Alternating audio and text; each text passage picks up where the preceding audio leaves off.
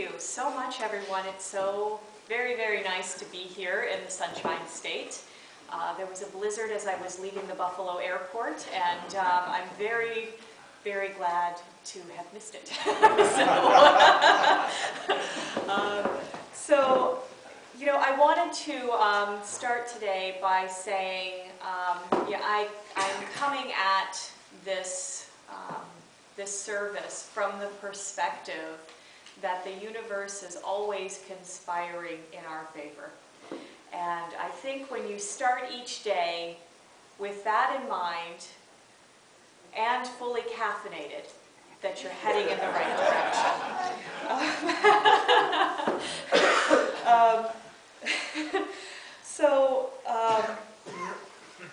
I wanted to start to talk with you this morning actually about two different subjects that I feel are very much intertwined. One, of course, being love, because we are in the season of love. We've just had Valentine's Day, and even better, Half-Price Chocolate Day was yesterday, so we're out for that. But also the art of surrender. And I think that people forget how much these two things can be interwoven, because we're taught that we have to try to control everything, aren't we? And on the one hand, there is, and I will do my part. And on the other hand is, I'm not listening to you, Spirit, because I clearly know better. Which, you know, sort of puts up a barrier, doesn't it? But one of my very favorite readings comes from Rumi, who, of course, was the ecstatic poet. Your task is not to seek for love, but merely to seek and find all of the barriers within yourself that you have built against it. And I think when you come from a perspective of wanting to be in this place of understanding of your own soul, and in tune with your own soul, and in tune with Creator, and you know, people that come to mediums are so often saying, what is my purpose here? What is my path? Am I on my path? I often hear that as the last sentence out of a client. You know, just as I'm about to close, I'll say, do you have any other questions? I understood everything, but I just want to double check and say it very clearly. Am I on my path? And I'll say, well, Spirit didn't tell you otherwise, so I would say you're moving along good. But, you know, when I think there's so many versions and understanding of love, and love of oneself and love of spirit can so often be intertwined if we understand, as I started with, that Creator is always conspiring in our favor. That energy is always there. We just have to recognize it and remember how to get back into that feeling of it so that we can build upon it and come, because the vibration that we're putting out there, the expectation that we're putting out there, is what's going to come back to us. So I wanted to pose a question, because in what I just read, Rumi talks about seeking out all of the ways in which we are resistant within ourselves. How many people have gone into a space where they've wanted to go into meditation or they've wanted to go into prayer, and they cannot settle themselves into that space in that moment? Whether it is on a core level because we're feeling unworthy to go into that place, which sometimes happens for us. Whether, I'm so surprised always when I study figures from throughout history, and they are known as these incredible people who have devoted their lives to service, and they have, but you read their writings, they're very personal writings, and they come from this place of, I didn't feel that I was doing enough. I didn't feel as though that I was hearing clearly. I couldn't settle myself into that place, and it must mean that I hadn't done the work properly, or I was not worthy, or I was, and today we might just in some ways call that depression, but for some of these people, it's in the everyday world, we get into a place sometimes where it's like we feel like we forget that the energy of Creator is within, and so we're looking for it out here, and then we feel we can't settle into that energy or that space. I actually, and also we say, I don't have time. I don't have time to practice. I don't have time to do the work. And I find that very very interesting that we do that to ourselves, because we get into a mindset of on the opposite hand of, I am only worth what I can produce. And then we bar ourselves sometimes from accomplishing the things that we want to accomplish, because I think sometimes people are afraid a little bit of reaching that, because then what's next? But as long as we're in the process of something, as long as we're working towards it, apparently I'm eating dough right now. As long as we're in the process of it, we feel as though we can control that, instead of remembering that we can stop and be in tune with Creator, be in tune with our souls, and move forward. To allow that natural energy of what Spirit wants and what Spirit needs, instead of trying to hang on to something that isn't good, or is complete, but we don't want to move on to the next thing. I always go a little out of order, so just so you know. But I wanted to go back to something. There were 3 examples that I wanted to bring up of all of the people across time and history. I was thinking about 3 remarkable women who had a lot of similarities and yet a lot of differences, all of which were named Teresa. And I thought of them because I was having a discussion with somebody, and they were mixing the 3 of them together. And I thought, how interesting, because vibrationally, in some ways, you really could mix the 3 together and end up along the same road, but the nuances are completely different. So I wanted to start with Saint Teresa of Avila, who, of course, was known for, many people know the statue, the Ecstasy of Saint Teresa. And she was a theologian, she was a mystic, she was someone who understood the joy of service, and in this, and the joy of being in tune with Spirit. And then we had Saint Teresa, the Little Flower. And her emphasis was entirely different. She also went into religious service. She also went into humanitarian service. But instead of the grand mysteries, she wanted to serve in small ways. And that was her contribution. And she came at it sometimes from the perspective of, I may not be worthy of large things, and I don't have to change the world, but I can change the world for someone in the moment.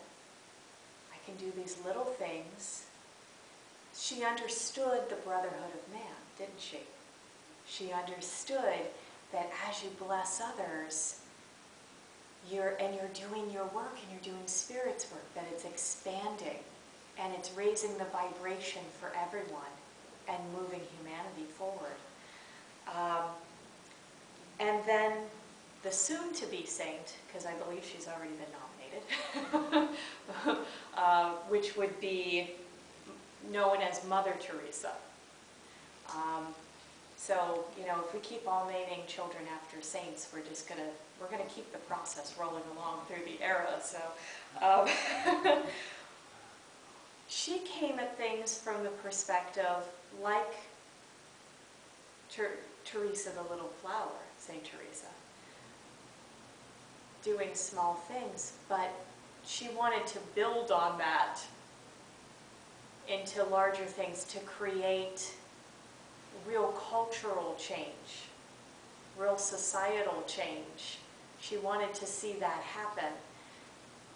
But if you read her writings also, she came at it from a perspective where she never felt as though she could give enough.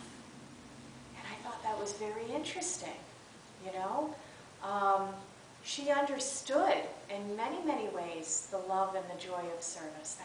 That was her calling, and she felt that very, very deeply.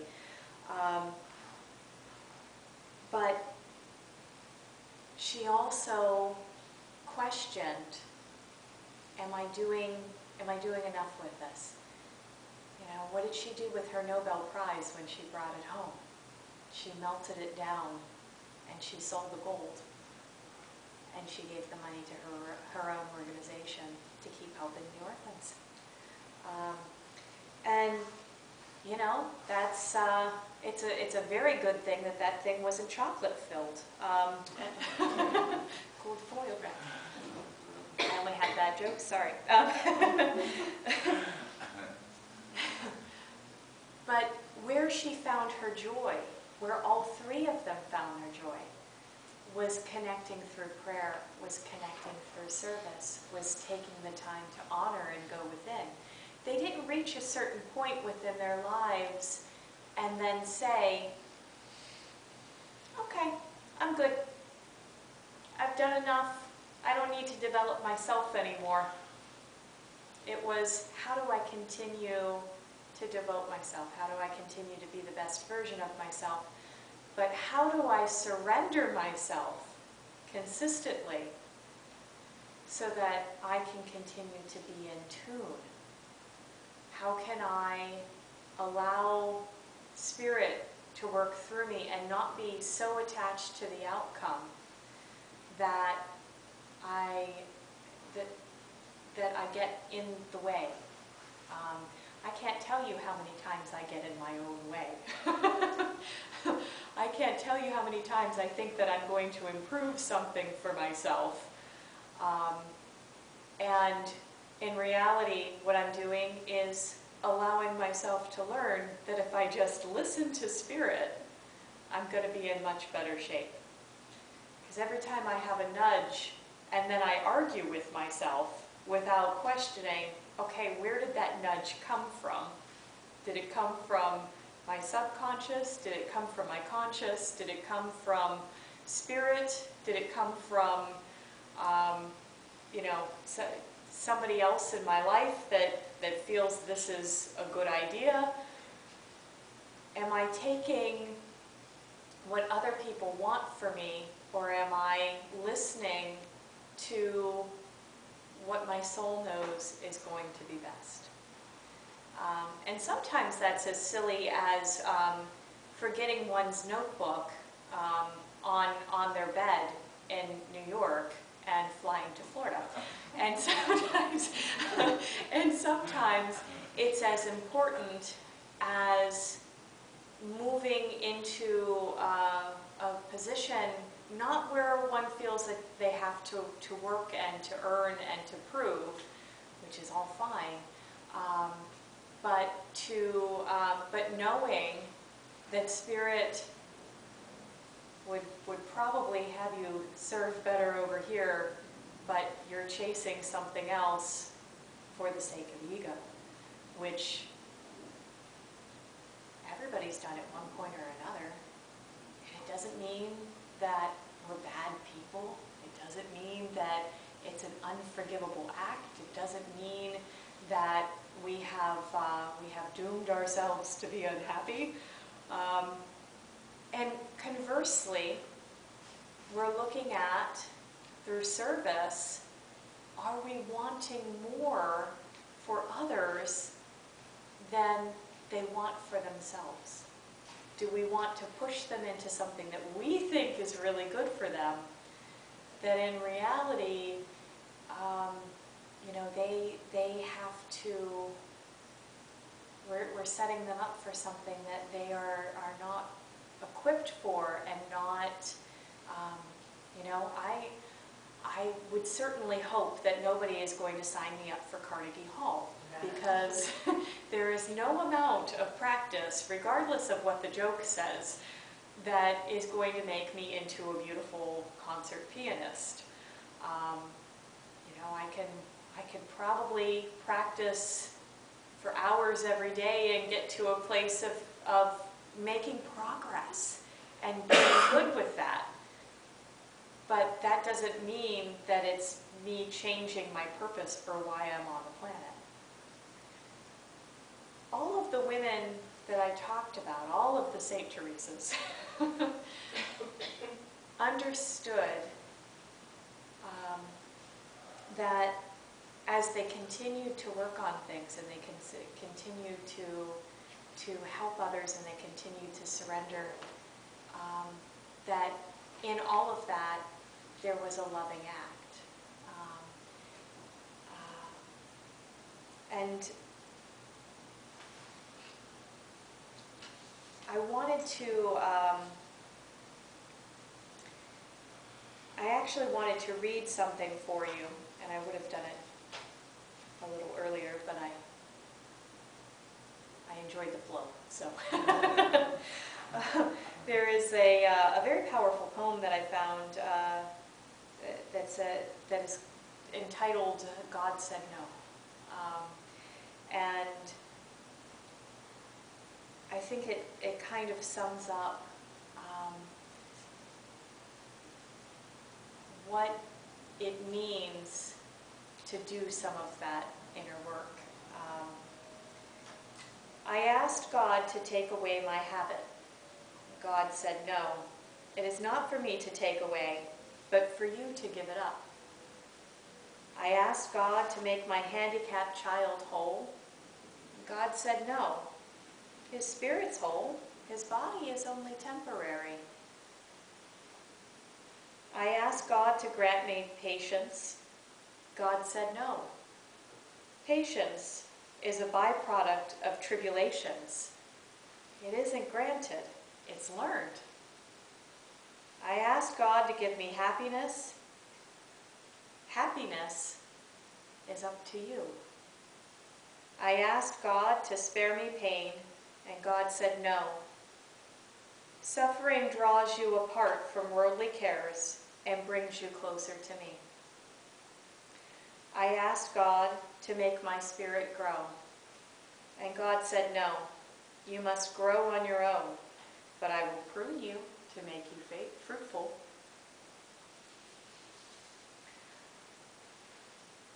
I asked for all things that I might enjoy life. God said no. I will give you life so you may enjoy all things. I asked God to help me love others as much as he loves me. And God said, "Ah, you finally have the idea."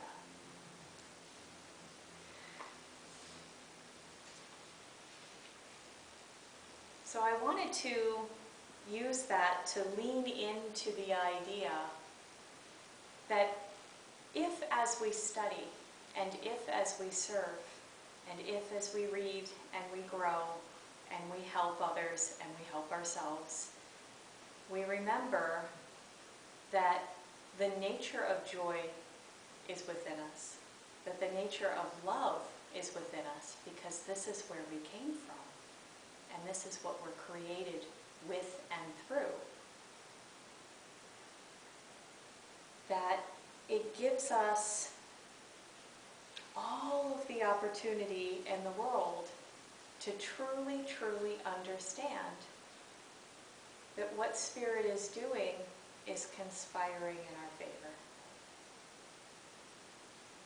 I really, really enjoyed that line about, "I will prune you and make you fruitful."